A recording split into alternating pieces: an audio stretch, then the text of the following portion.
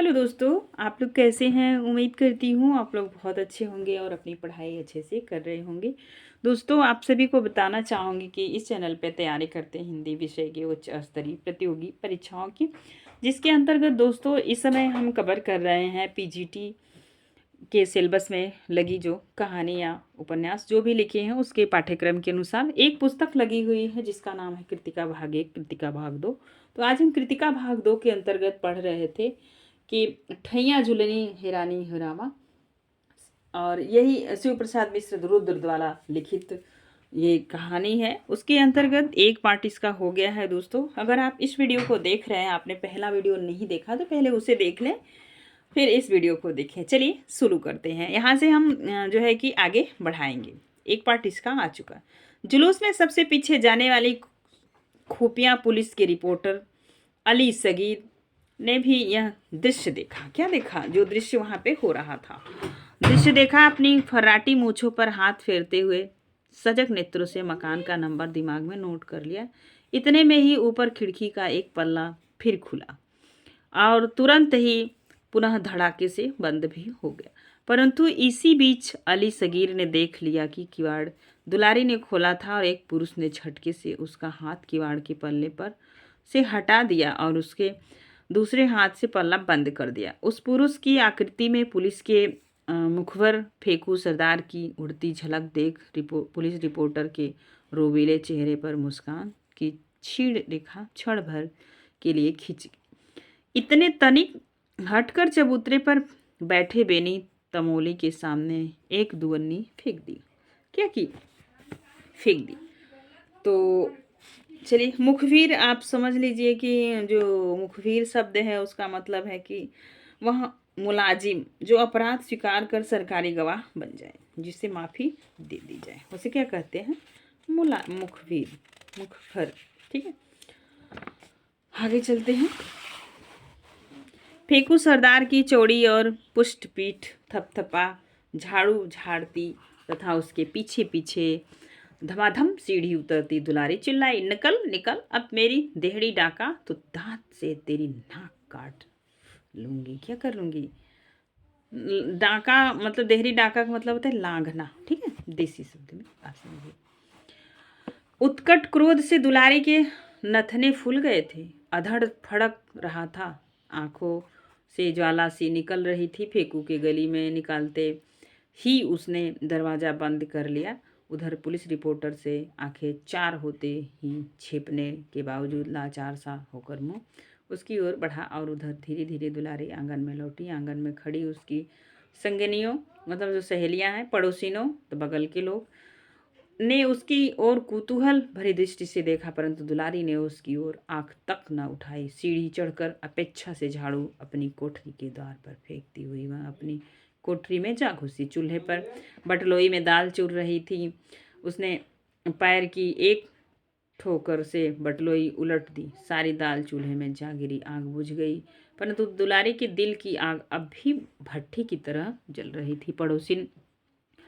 पड़ोसिनों ने उसकी कोठरी में आकर वह आग बुझाने के लिए मीठे वचनों की जलधारा गिराना आरंभ किया। फलस्वरूप वो ठंडी भी होने लगी। दुलारी बोली, तुम ही लोग बताओ, कभी टुन्नू को यहाँ आते देखा है? यह तो आधी गंगा में खड़े होकर कह सकते हैं कि टुन्नू यहाँ कभी नहीं आता। झिंगुर की माँ ने कहा। वह यह बात बिल्कुल भूल गई थी कि उसने कुल 2 घंटा पहले टुन्नू को दुलारी की कोठरी से निकलते देखा था। झिंगुर की माँ की बात सुनकर अन्य स्त्रियां होठों में मुस्कुराई, परंतु किसी ने प्रगत प्रतिवाद नहीं किया। दुलारी पुनः शांत हो चली। इतने में कंधे पर जल डाले 9 वर्षीय बालक झिंगुर ने आंगन में प्रवेश किया और आते ही उसने ताज़ा समाचार सुनाया कि टुन्नू महाराज को गोरे सिपाहियों ने मार डाला और लाश भी उठा ले गए। क्या हुए? मार डाले। गोरे सिपाही मतलब आप अंग्रेज समझिएगा, ठीक है, ध्यान दे।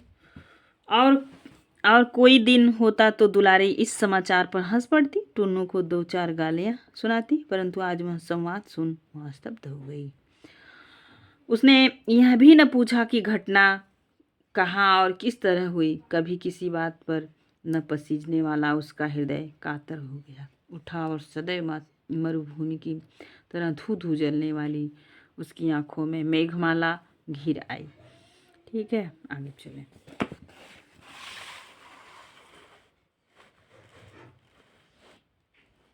उसने पड़ोसियों की निगाह से अपने आंसुओं को छिपाने का कोई प्रयत्न नहीं किया। पड़ोसी ने भी करकसा दुलारी की हृदय की यह कोमलता देख दंग हो गई। उन्होंने दुलारी के इस आचरण को बार वनिता सुलभ अभिनय मात्र समझा। बिट्टू ने दिल लगी भी की, मुझे लुका छिपी फूटी आंख नहीं सुहाती। मैंने तो आज तक जो कुछ भी किया सब डंके की चोट। दुलारी ने कहा। वह उठी और सबके सामने संदूक खोल उसमें से टुन्नू की दी हुई आंसुओं के काले धब्बे से भरी खद्दर की धोती निकाल उसने पहन ली। उसने झिंगुर को बुलाकर पूछा, टुन्नू कहाँ मारा गया? झिंगुर ने बताया, टाउन हाल। और जब वह टाउन हाल जाने के लिए घर से बाहर निकली तो दरवाजे पर ही थाने के मुंशी के साथ फेंकू सरदार ने आकर कहा, दुलारी को थाने जाना होगा, आज अमन सभा द्वारा आयोजित समारोह में उसे गाना पड़ेगा। देख रहे हैं दोस्तों, एक तरफ उसके दिल में इतनी बड़ी चोट लगी है, ऊपर से गाना होगा। ये था अंग्रेजों का जमाना। रिपोर्ट को कॉपी मेज पर पटकते हुए प्रधान संवाददाता ने अपने सहकर्मी को डांटा, शर्मा जी आप तो अखबार की रिपोर्टिंग छोड़कर चाय की दुकान खोल लेते तो अच्छा होता। संग्रह तो आपके बूते की बात नहीं जान पड़ती। भयभीत शर्मा जी ने गड्ढे में कौड़ी खेलती हुई अपनी आंखों से चश्मा उतार कर उसे कुर्ते से पोंछते हुए पूछा, क्यों, क्या हुआ? प्रधान संवाददाता ने खींच कर कहा, यह जो आप पन्ने पर पन्ना आलिफ लैला की कहानी से रंग लाए हैं वह कहाँ छपेगा और कौन छापेगा? इस पर भी आपने कुछ विचार किया? आपने जो लिखा है उसका आपके सिवा कोई और भी गवाह है? आज आपकी रिपोर्ट छाप दूं तो कल ही अखबार बंद हो जाए, संवाद जी बड़े घर पहुंचा दिए जाए। अपने समाज में वार्ता होती सुनकर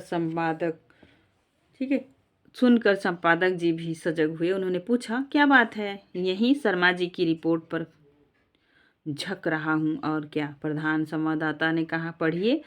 संपादक ने आदेश दिया। प्रधान संवाददाता ने रिपोर्ट की कॉपी शर्मा जी को ओर बढ़ाते हुए कहा, लीजिए आप ही पढ़कर सुनाइए। वह शीर्षक भी पढ़ दीजिएगा। ठीक है, क्या करिएगा? वह शीर्षक भी पढ़ दीजिएगा जो आपने समाज पर लगाया है। क्या शीर्षक है? यही ठैया झुलनी हिरानी हो रामा।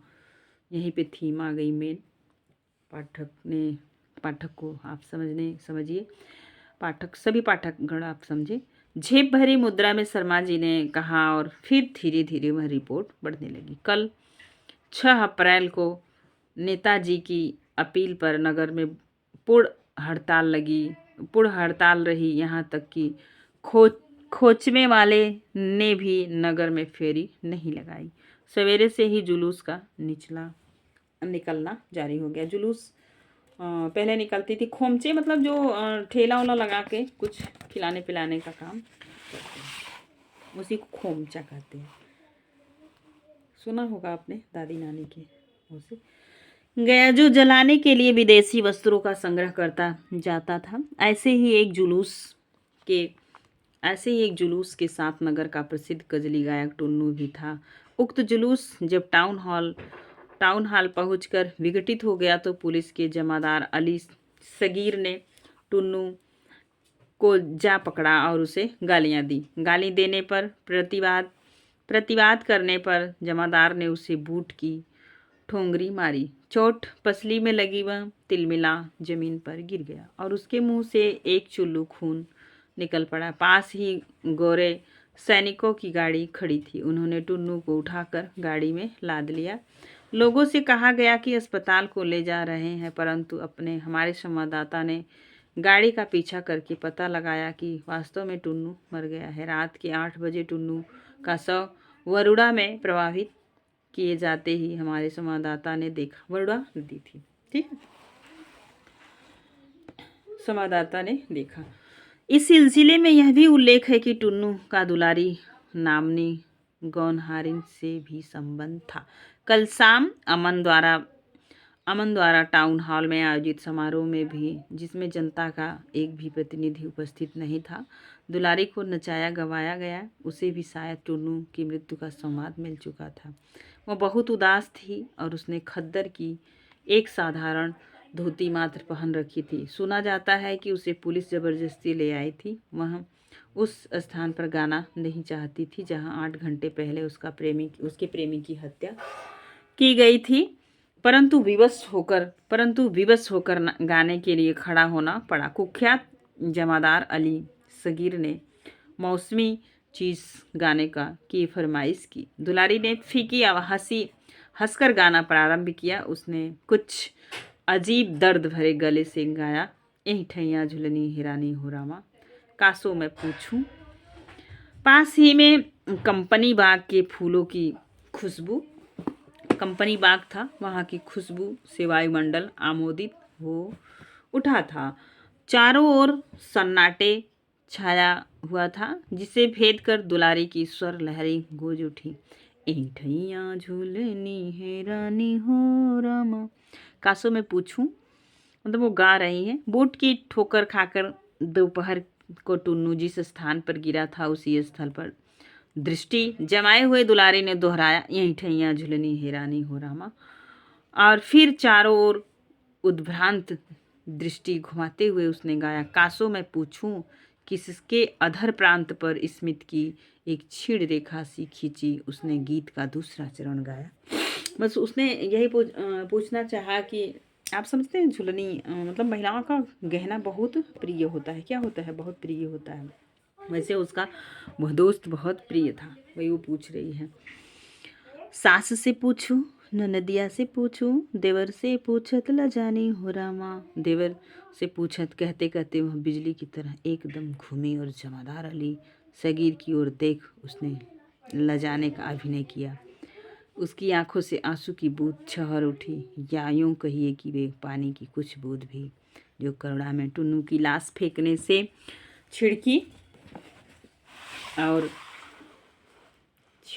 अब दुलारी की आंखों में प्रकट हुई। वैसा रूप पहले कभी नहीं दिखाई पड़ा था।